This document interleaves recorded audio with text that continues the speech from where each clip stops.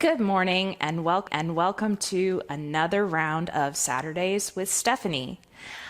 I just wanted to talk a little bit this morning about the church year and what is happening now. You can see, if you remember, from the beginning of Holy Week all the way through Easter, I've changed my display. Everything's been stripped away. This cross will be here all the time. It's one of our favorite things that we put on display. And we've actually finally hung some pictures on the wall in our house. So this is how it's going to look all the rest of the year. But for now, all of the other things have been put away because tomorrow is Pentecost. In fact, that's why I'm wearing my red shirt, is for Pentecost. What does that mean exactly? So we have this thing that we refer to as the church year. And it's one of the things that I talked to you about, the very first one of these, about how I really love the progression of Holy Week. It's why I love being Lutheran. But all of the paying attention to the liturgical year has been a part of my mind and my memory for as long as I can remember. For some people, they structure their seasons, their rhythms around perhaps the school year or the fiscal year, depending on the job that they have. For others, it might be the calendar year, January through December, and that's how they structure their lives. And it's imprinted as part of those rhythms of life. For me, the church calendar has been a piece of that.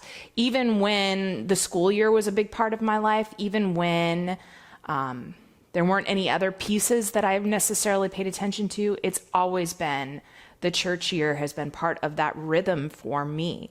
And I wanted to talk to you a little bit about that. I'm going to show you an image right now.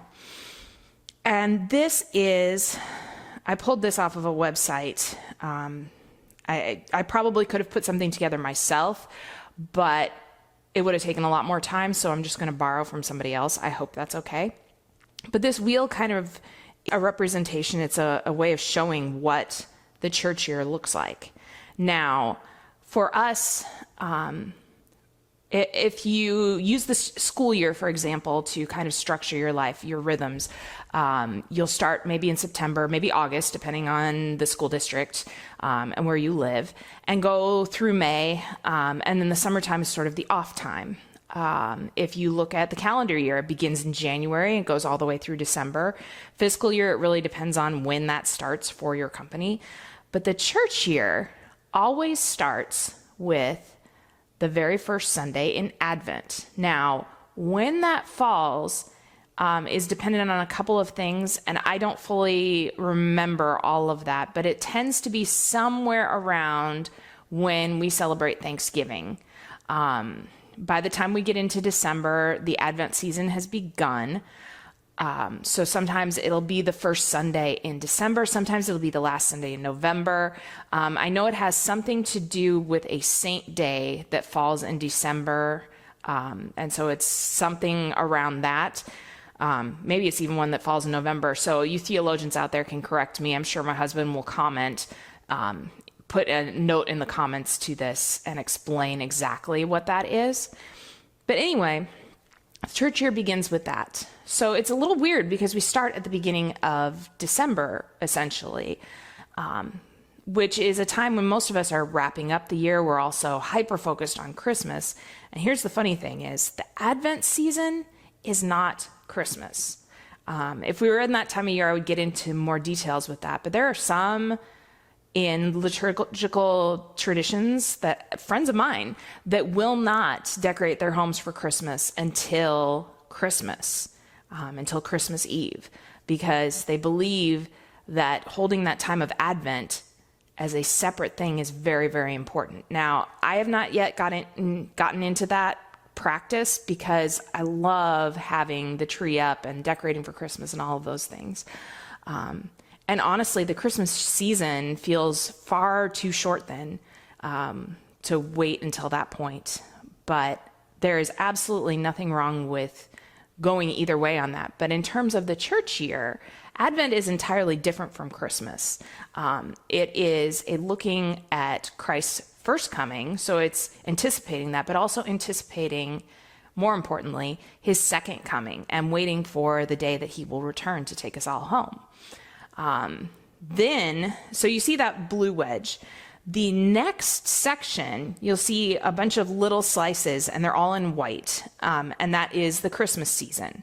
Now, the Christmas season lasts only 12 days. When we talk about the 12 days of Christmas, it is not the 12 days leading up to Christmas. It is the 12 days beginning with Christmas and lasting through the Epiphany. And then right after that, we have the season of Epiphany. Now, Epiphany is about God revealing himself to the whole world. So Epiphany, the date, is when we celebrate the wise men coming to visit Jesus. Why? Because the wise men were from a different part of the world. And it signified that Jesus did not just come for the Jewish people, but he came for everyone. And so you'll see that green segment there. And the season of Epiphany can be short or long, but it's a green section. And I'm going to get into that in just a minute, what the green is about. Because it all depends on when Ash Wednesday falls. And Ash Wednesday is always 40 days minus Sundays before Easter. And I know that's a little confusing, but the Lenten season is 40 days long, but we don't count Sundays during Lent because Sundays are always a celebration of Easter. So Ash Wednesday is the beginning of Lent, and it lasts all the way up until Easter. And we've talked about Holy Week and all of that progression. Then once Easter comes, now you see on there you have all the purple and the white and the black, Maundy Thursday, Good Friday, Easter. And then there's a huge chunk of white because the Easter season is 50 days long. Now, tomorrow we're celebrating Pentecost, which is a tie-in to that number 50.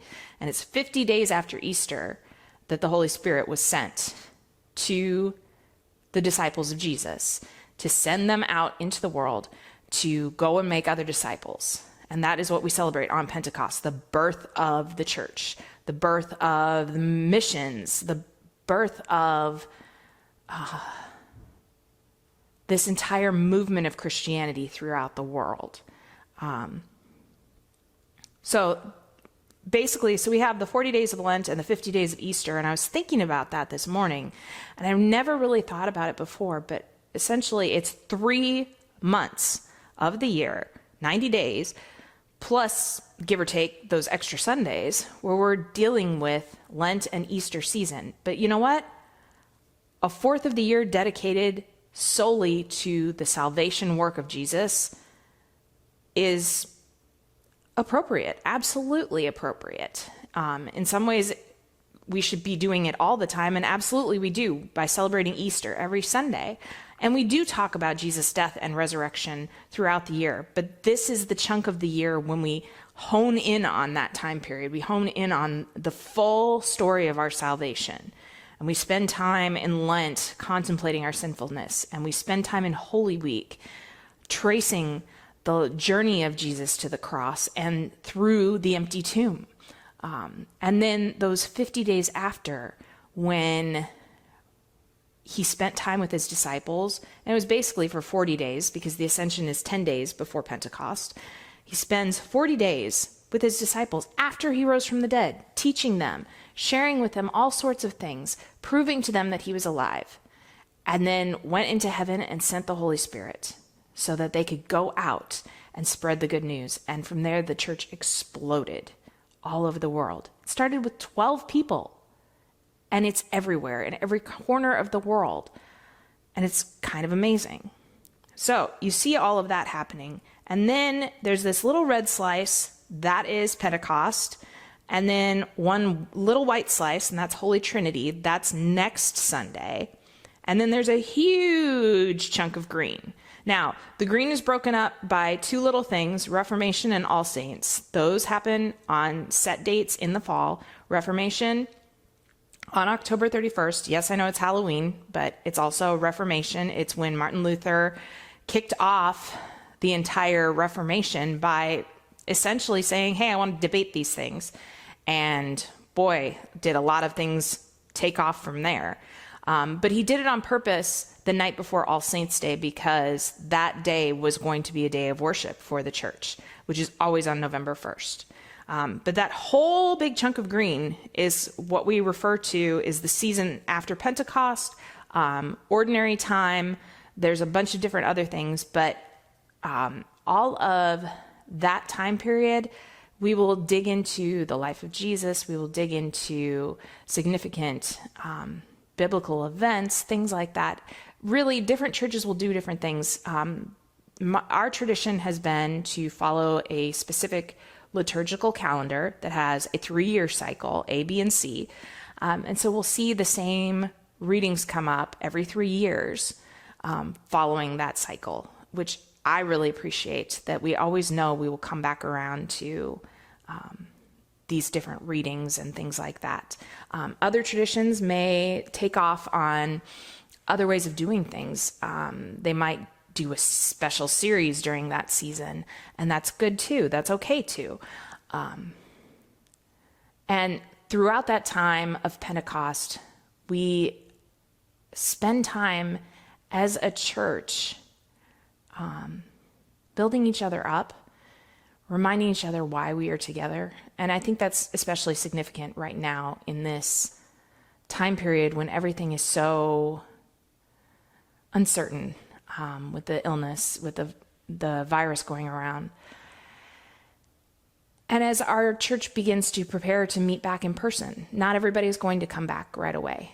So we're going to continue to do all of our online content. It's going to change. It's going to be a little bit different because we're going to be filming during Sunday morning while people are worshiping with us.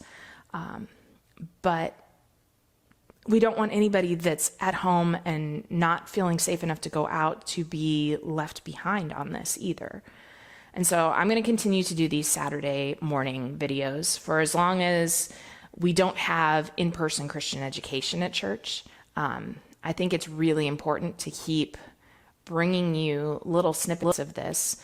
And so please feel free to email me, text me, call me, write in the comments if there's things you'd like to hear me talk about, if you'd like me to share with you different Bible stories and my take on them, or more information on the church year cycle, what the significance of those colors are. I love, especially with Pentecost, how we pay attention to all of the red. We encourage our members when we do meet in person on Pentecost to all wear red. And so right now we're encouraging everybody to post their pictures wearing red. So if you haven't done that yet, feel free to post a picture on our church Facebook page of you, your family, all decked out in red. Tomorrow's worship service, you're going to see red on the altar because that's part of what we do for Pentecost. So please feel free to let me know if there's other topics you'd like to hear about, different things you want to know. If I don't know about it, I will find out. I will do some research. But I'm really glad that you joined me today. And I hope you keep joining me for the future, for however long this is that we're doing this together. And I pray that God blesses you this weekend. I pray that God blesses your time in worship with us or with your home church tomorrow, wherever that may be. And I hope that this new season that we're heading into, this season of ordinary time, this season of Pentecost, is a blessing to you, that you can find ways of sharing the gospel of Jesus with your neighbors, with your friends, with people that you meet along the way. Even in this time where we're isolating, we can still show each other the love of Jesus everywhere we go. Thanks so much for joining me, and we'll see you in worship tomorrow. Bye.